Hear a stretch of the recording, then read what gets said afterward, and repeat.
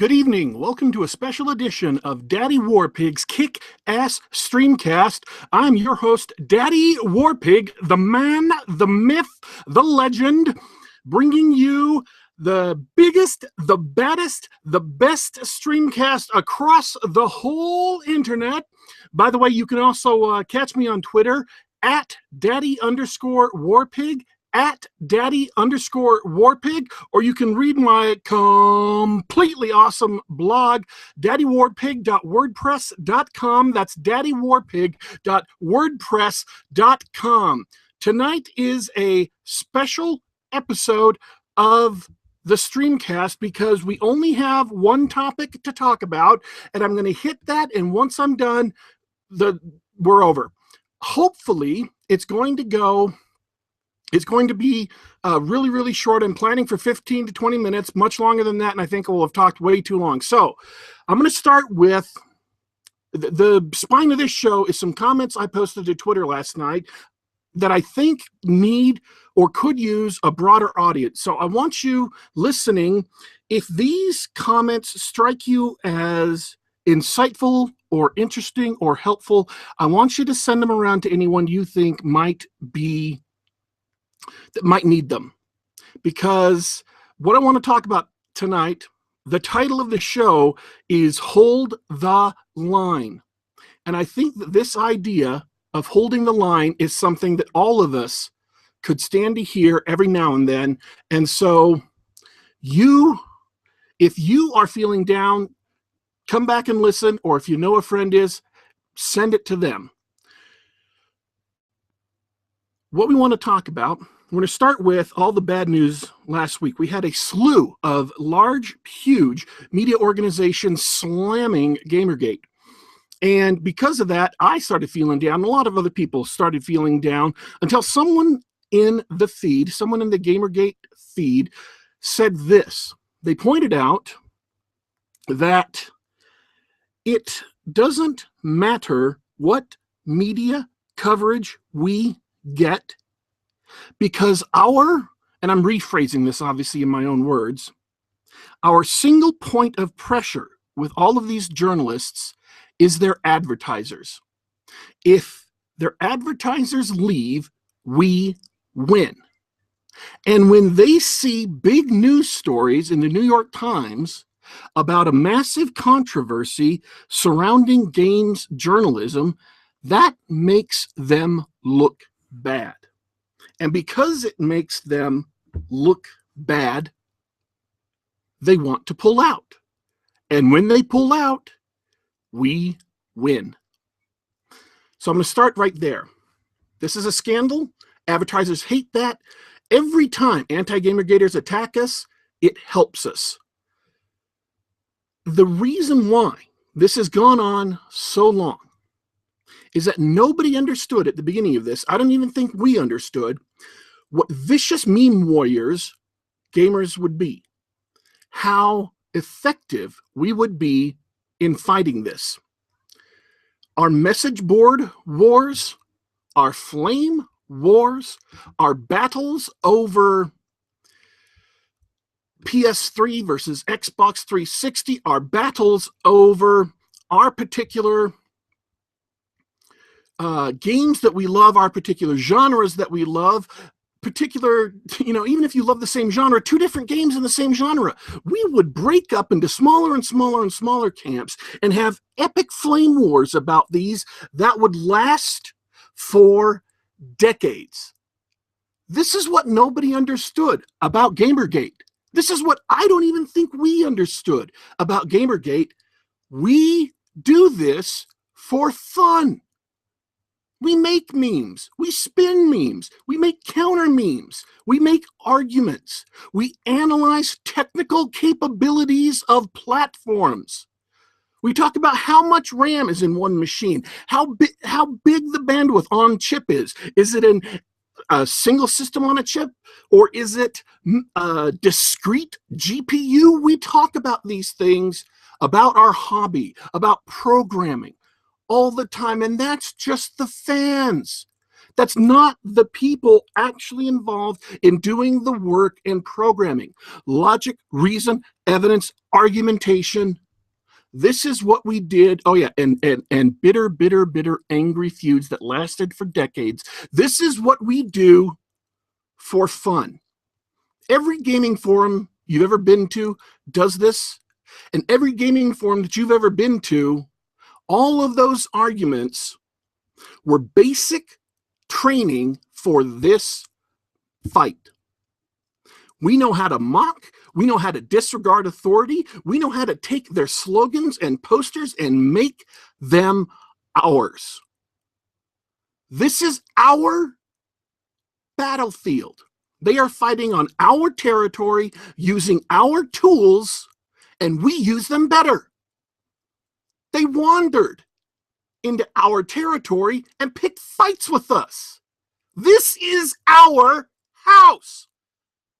This is what we do. They were never going to win. You see all these interviews coming up in major mainstream sources.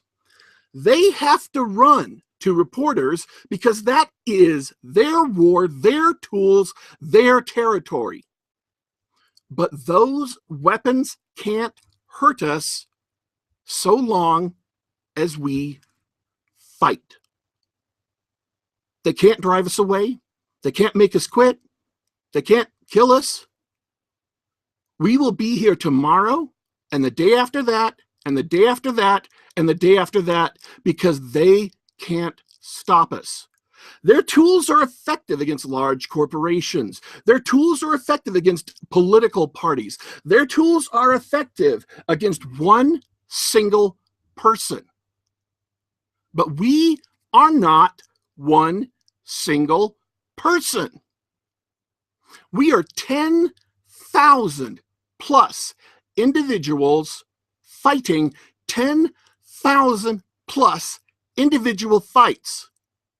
We have no central organization, we have no leaders, and they can't fight us. And that's what they don't understand. That's why they're so hapless. Because they are completely ill-prepared for this kind of war, and we have lived this for fun for decades. 10,000 different fighters fighting 10,000 different fights in 10,000 different ways.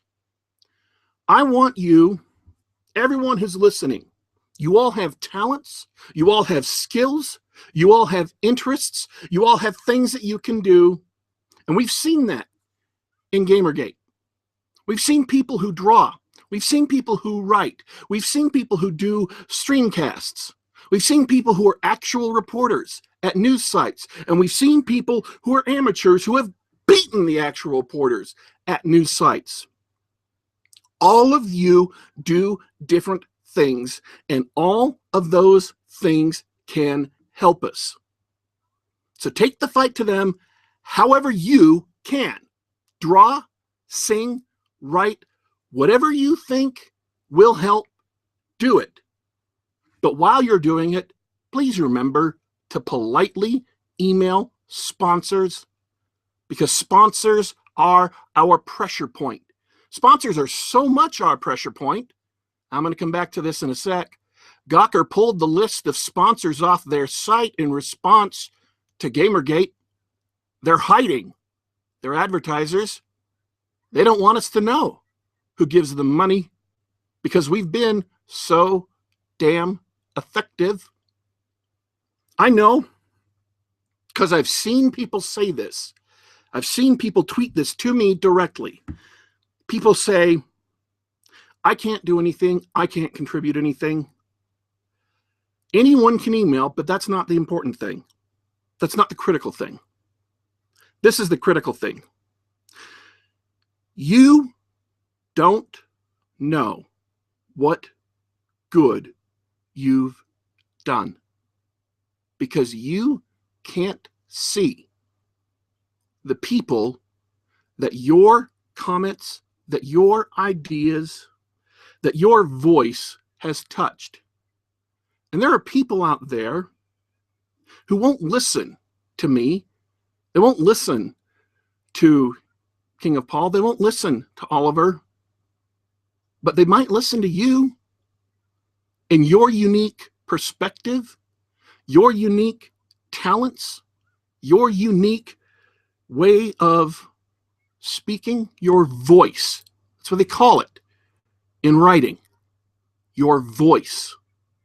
Your voice is unique, and there are people out there who will listen to you that won't listen to anybody else. And you don't know, and maybe you'll never know who ended up listening to you. But you can have an effect. So even if you don't have 5,000 followers, even if you don't think that you can write or talk or draw as good as somebody else, you can still do what you can do. And that will help. I'm not kidding about this. This literally happened today. Somebody did something bad. I called them on it. And this guy jumped in. And the very, very, very first tweet to me is, why don't you shut the fuck up and die? Or words to that effect. This was not the most auspicious beginning to a conversation that I've ever had. And I kept on emailing him back the evidence, and I wasn't getting anywhere. And someone else jumped in and started conversing with him, going back and forth and saying things. And I was paying attention to all kinds of other stuff. And the guy who literally started off the conversation by throwing the F-bomb in my face, at the end said, hey, you know, I'm glad to see that you guys are doing something against trolls, and I wish you could do more. And I said, I completely agree. And that was it. That was the end of the conversation. I'm not saying he's going to join Gamergate. I'm not saying he won't change his mind tomorrow. But the fact is, whoever that was that jumped in, that moderated that conversation, they may not know, and I won't know, what effect we had on that person going forward, who he might have told that to, who he might have shared that information with. And you may think, well, I can't do anything. I don't do anything. In that conversation, you did something. I'm not known for being the person who calms crazy people down. That's not really my shtick. But you jumped in at a critical juncture, and you made it happen. And all of us have something to contribute that will make things better, and we don't even know necessarily that that's happened. So fight the war, fight this battle your own way. That's how we've been winning. Every person did their own thing, and look what we've accomplished. Advertisers are fleeing. Brian Crescente is attempting to negotiate terms. Lee Alexander is begging for peace. This is what we have done. They are feeling the heat. We are winning. Be proud of what you've contributed to. This is so true. I am frustrated that I can't phrase this better or phrase this in a way that people will completely understand. We are winning. We are. Because we will only lose if we walk away. We will only lose if we decide to. We will not bow down to them because we're trained to fight back. In games, we're trained to fight back. In arguments on those websites, we're trained to fight back. When our parents wouldn't let us play Super Mario Brothers, we trained to fight back. We are incapable of bowing down to anybody. When they realize how obdurate we are, how impervious to their abuse, and how much money they're losing because of us, they will be humbled. When they are humbled and ready for terms, then we can make peace. Until then, boycott, email, and hold the line. Boycott corrupt sites, politely email sponsors, spread good info, don't touch the poop. Never give up, never surrender. They have one list, they have to coordinate. They don't know what to do. We just saw that again. 4 more stories came out on the same day. They're scrambling. We have 10,000 soldiers in 10,000 different fights. We decide when this is over. We do, not them. Do what you can, how you can, and don't give up. Endure the privation of persecution, and you will achieve victory. I promise you. From the bottom of my heart, I promise you. Endure, and you will win. This is not the war I would have chosen to fight. God is my witness. We will fight it, and we will win. I'm your host, Daddy Warpig. Get me on Twitter at Daddy_Warpig, at Daddy_Warpig. My blog, daddywarpig.wordpress.com, daddywarpig.wordpress.com. This has been a special episode of Daddy Warpig's Kick Ass Streamcast. And in case you were wondering, I will be back.